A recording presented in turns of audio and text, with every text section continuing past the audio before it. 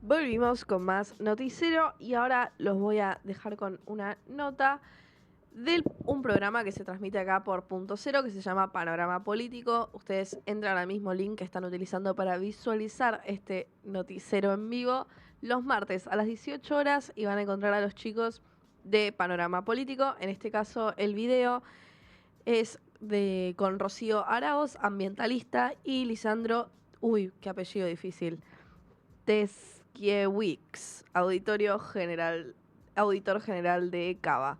Así que nada, los dejo con el video y espero que les guste. Buenas tardes, Rocío, a toda la audiencia, a ustedes. Bueno, agradecemos al equipo que nos acompaña siempre, a Tomás, a Pablo, a Florencia eh, y a Aldana, que es la operadora técnica de la radio. Y bueno, Pablo, vamos a empezar con los invitados. Bueno, me gustaría preguntarle a Rocío cómo fueron sus inicios en el tema del ambientalismo y en el tema de la militancia y la política, porque este es un programa que trata de reivindicar la política como herramienta transformadora. Así que bueno, comentanos cómo fueron esos inicios.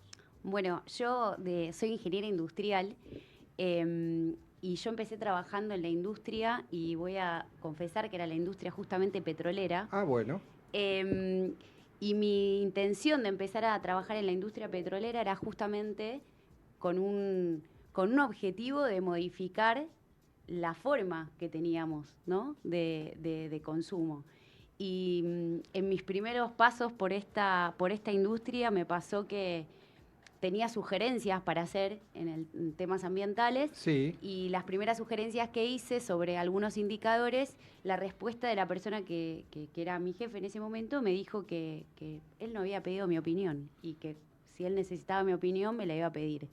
Y ahí fue cuando decidí, después de 2 meses de trabajar en esa industria, trabajar directamente en temas ambientales, no desde dentro de la industria, sino desde afuera, ya sea en el sector público o en el sector privado. Y coincido totalmente que los temas ambientales son temas políticos, con lo cual, si bien uno lo puede trabajar desde el sector privado, tiene que haber una pata muy fuerte en el sector público, en las políticas públicas, para poder hacer esto sostenible, ¿no?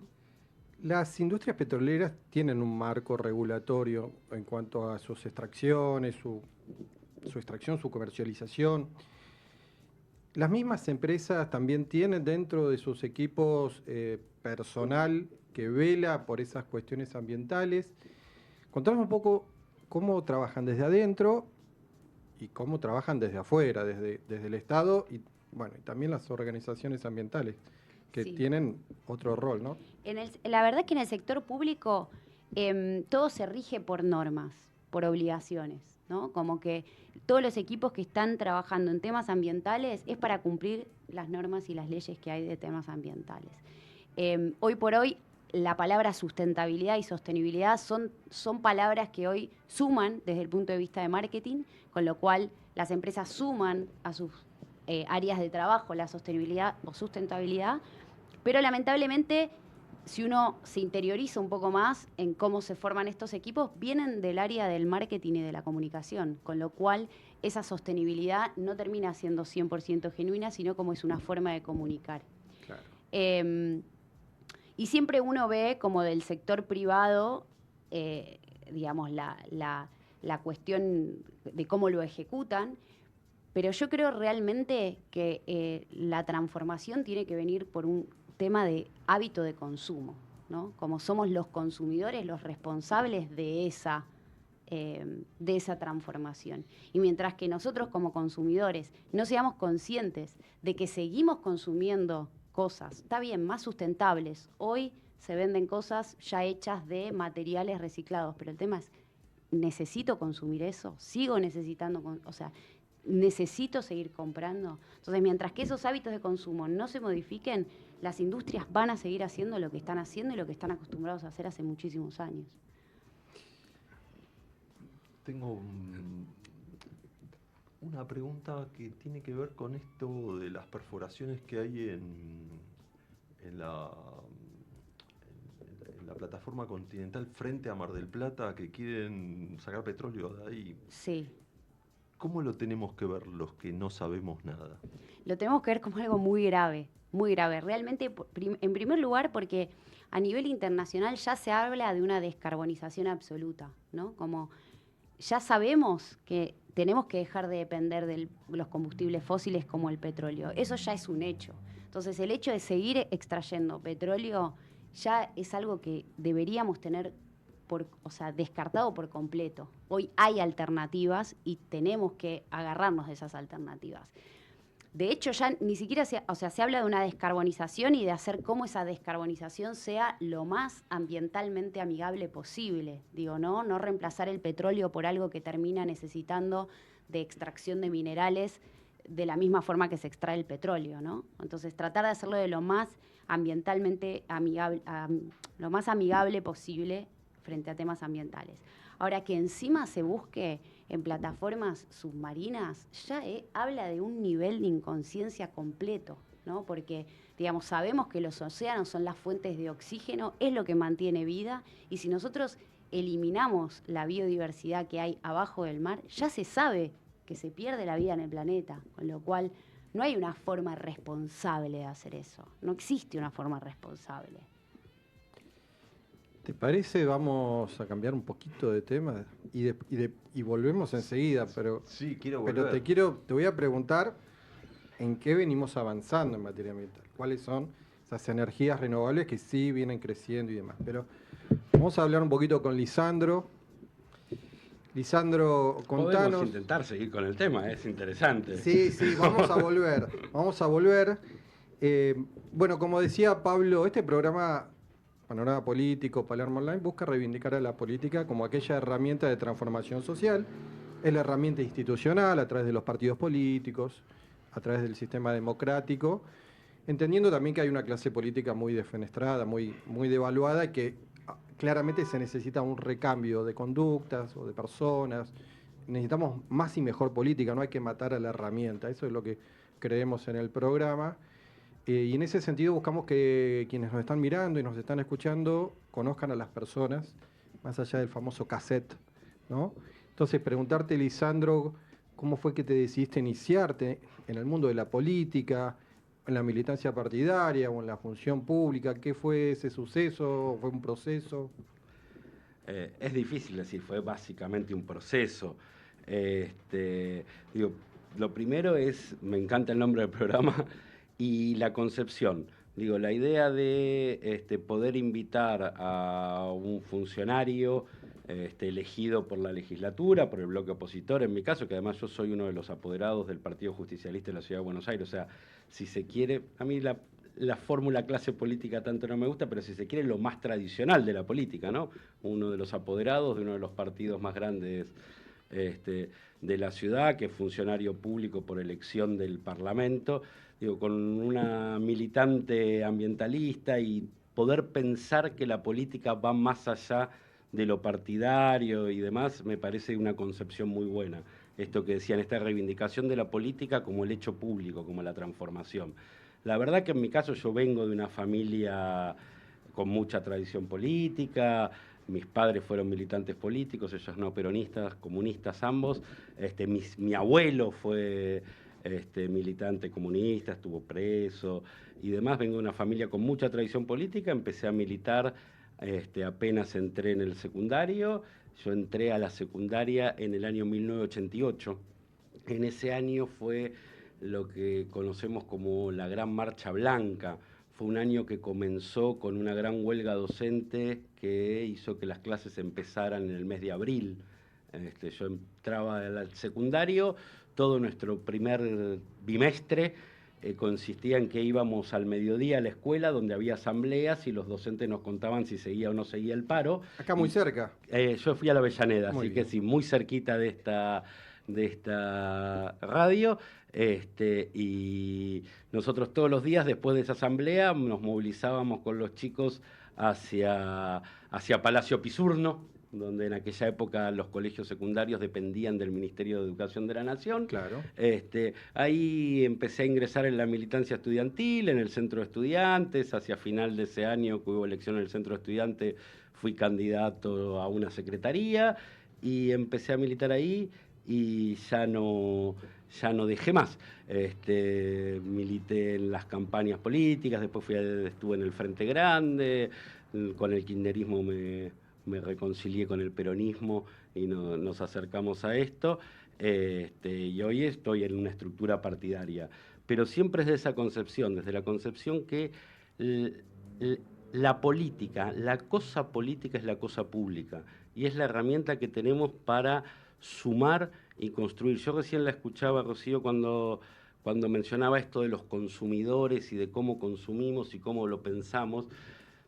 Yo tengo algunas diferencias con las cuestiones ambientales. Yo creo que la regla, el Estado, todo eso va definiendo las cuestiones y que en gran medida esto de trasladar, separar tu basura, trasladarle la responsabilidad a los individuos y a las familias de daños ambientales que generan formas de producción y empresas, hay como una trampita, pero sí creo que atrás de eso hay algo que es muy fuerte y es que lo que nos marcó todo el siglo XX y sin lugar a dudas se desató violentamente en el siglo XXI es la sociedad de consumo.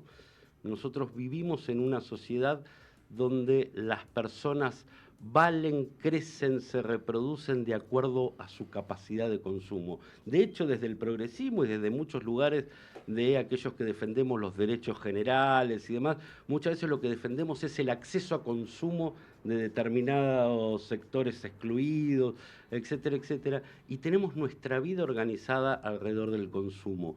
Y hay algún momento en que hay que parar la pelota y volver a pensar una sociedad desde el ser humano y no desde el consumo. Y creo que en eso la política tiene mucho para dar. Bien. Lisandro, ¿qué es un apoderado de un partido político? La verdad que un apoderado de un partido político es lo más aburrido que puede existir.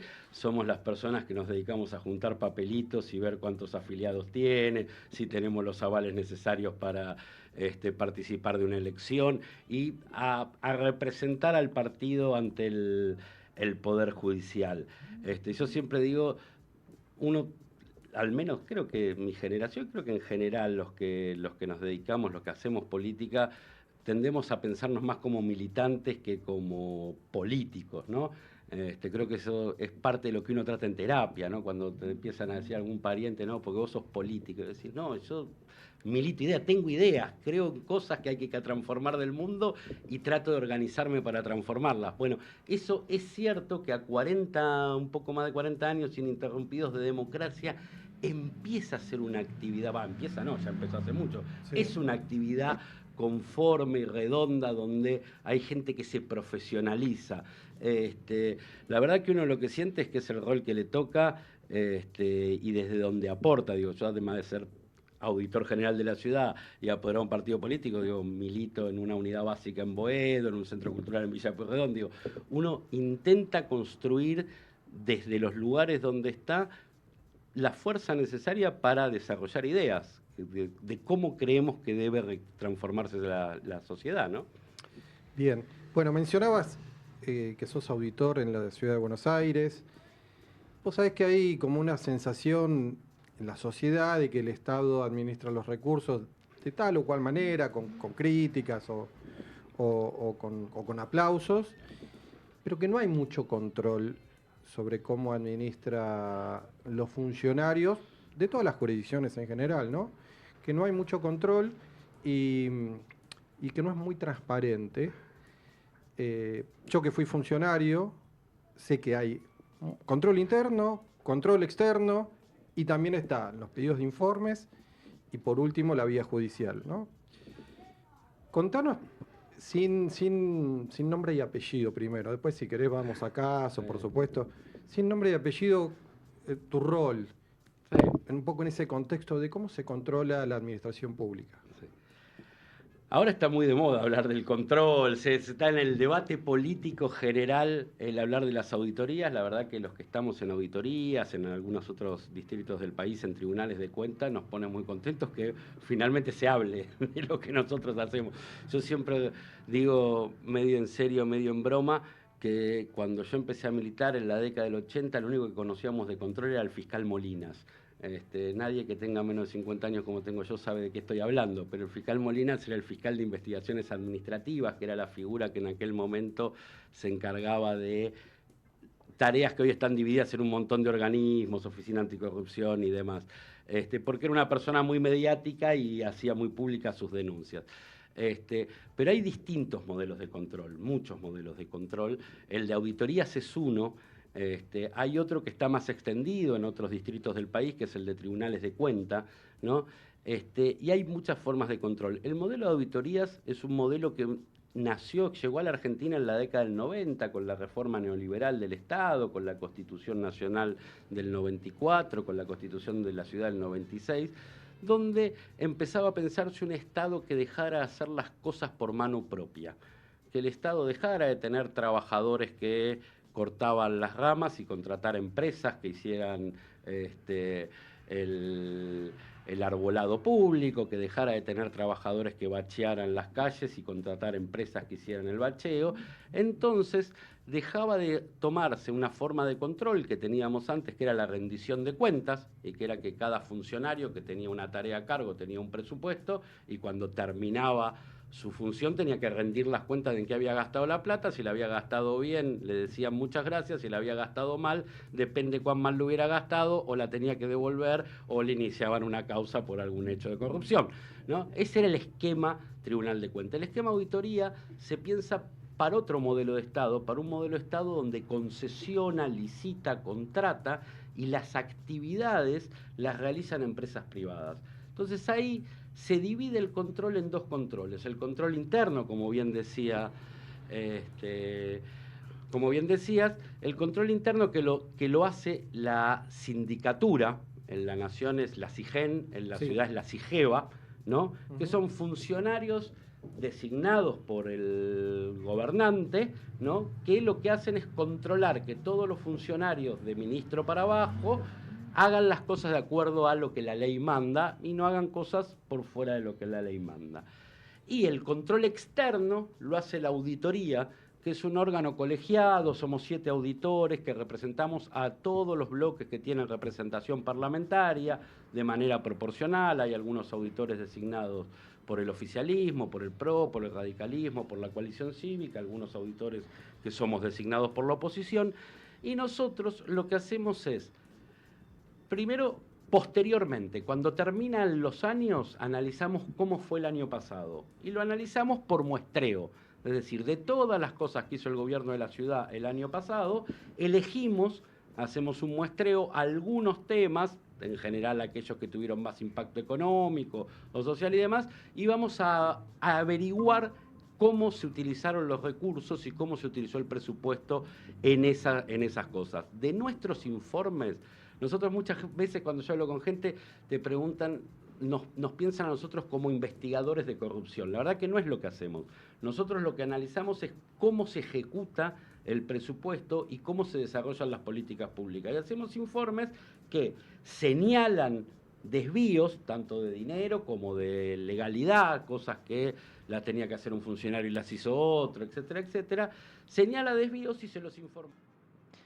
Bueno, eso fue un poco del programa Panorama Político, que como les contaba antes, pueden escuchar por .0.me/tv, twitch.tv/.0la, o solamente, esos son los dos links para poder escucharlo y visualizarlo. Si únicamente lo quieren escuchar como un podcast o como una radio, .0.me/radio, solamente el audio. Ustedes entrarán a cualquiera de esos links que acabo de mencionar los martes a las 18 horas y ahí se van a encontrar con el programa Panorama Político, donde van a ver más contenido de este estilo y mismo poder ver la nota entera, porque lo que nosotros pusimos es solamente un recorte y pueden verla entera.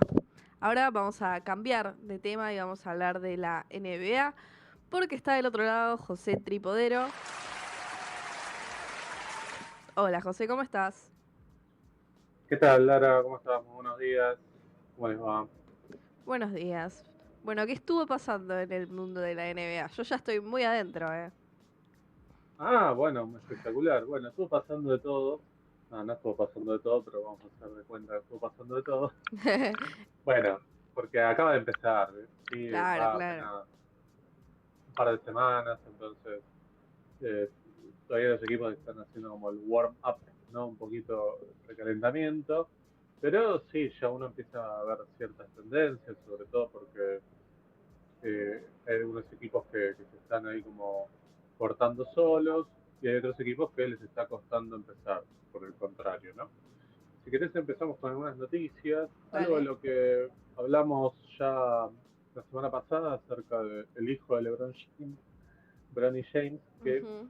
bueno, muchos analistas estimaban que, bueno, quizás lo mejor era que él fuera a jugar a la G-League, a una liga de desarrollo de la NBA, y efectivamente esto es lo que va a pasar, ¿sí? Los Angeles Lakers anunció que cuando el equipo termine esta mini gira que está haciendo por el este, Bronny James va a pasar al equipo de Los Angeles Lakers, pero que tiene la G-League, ¿sí? Va a empezar a jugar en esa liga, ¿sí? Yo creo que acá se terminan de manifestar dos cosas. Por un lado, el capricho de LeBron de jugar con el hijo. Ya está, ya jugó con el hijo. El hijo, el otro día en el partido contra Cleveland, justamente el ex equipo de LeBron James, marcó sus primeros puntos, entonces ya está. Jugó con el padre, metió una canasta en la NBA, listo, ya ahora se puede ir a la G-League.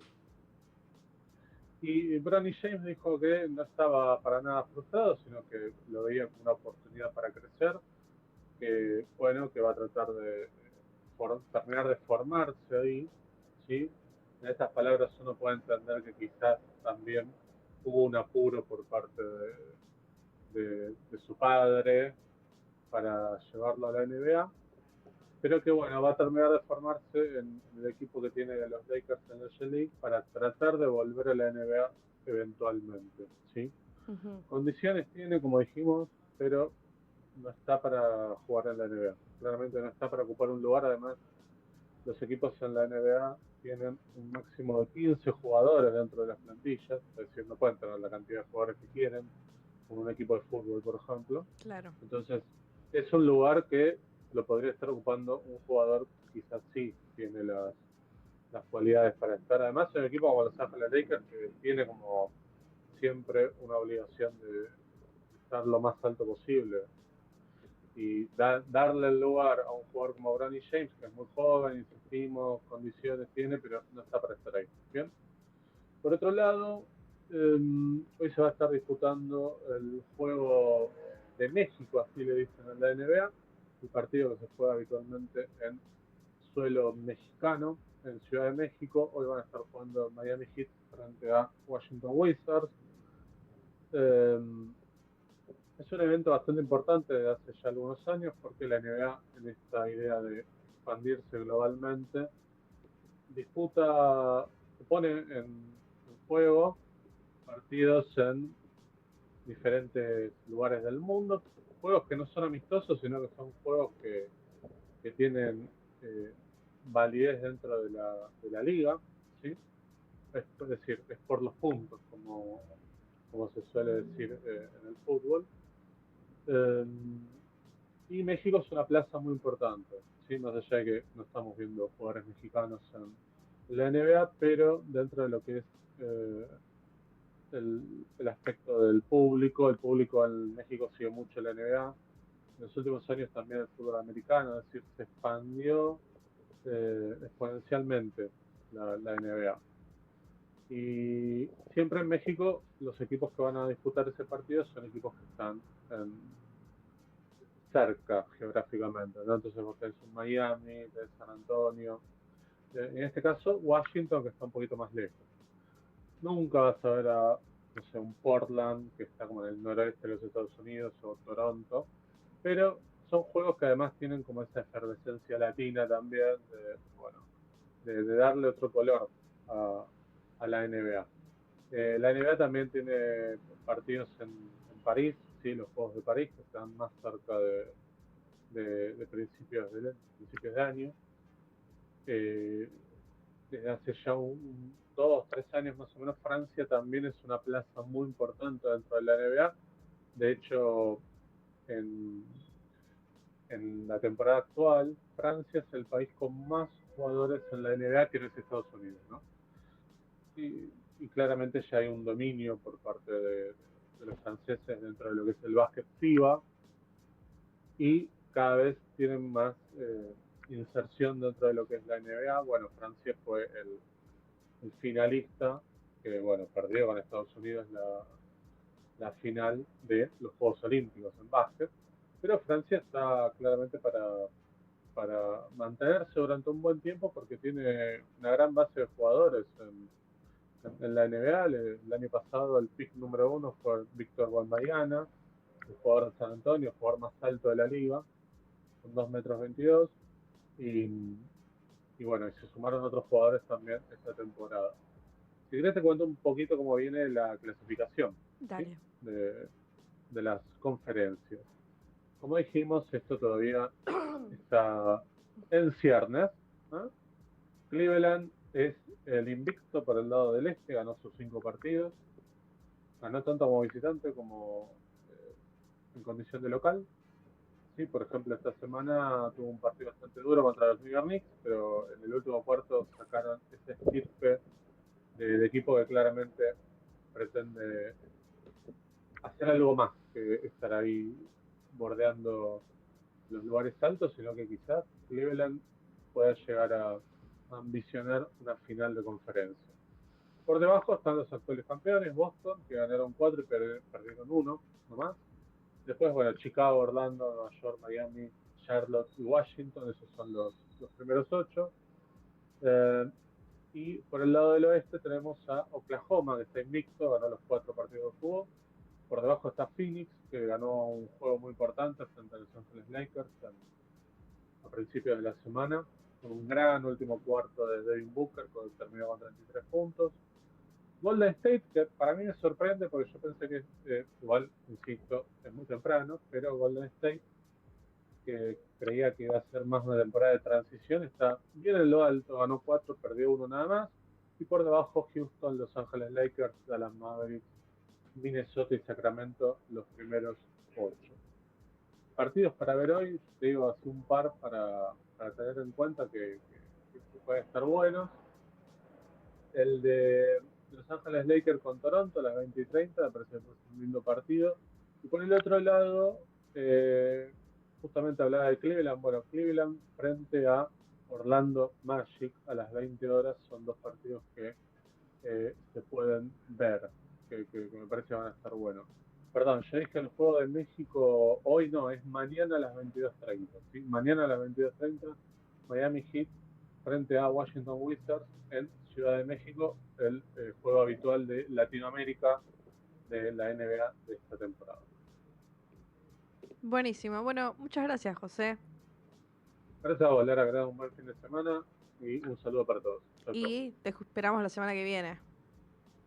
Sí, claro, aquí estaré. con más actualizaciones. Adiós.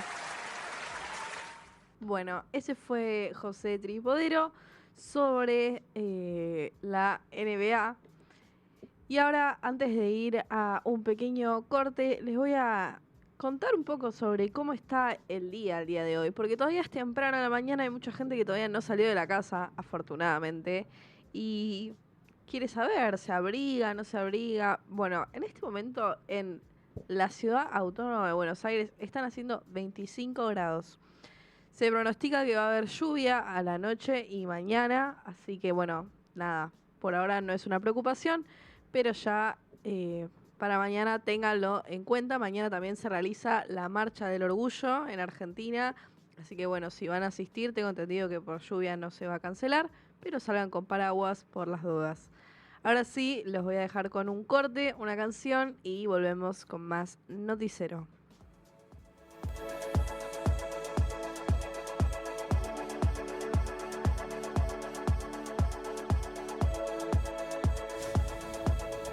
Se está realizando la nueva cumbre de la Conferencia de las Partes en Cali, en Colombia. Arrancó el 21 de octubre y se extiende hasta el día de hoy.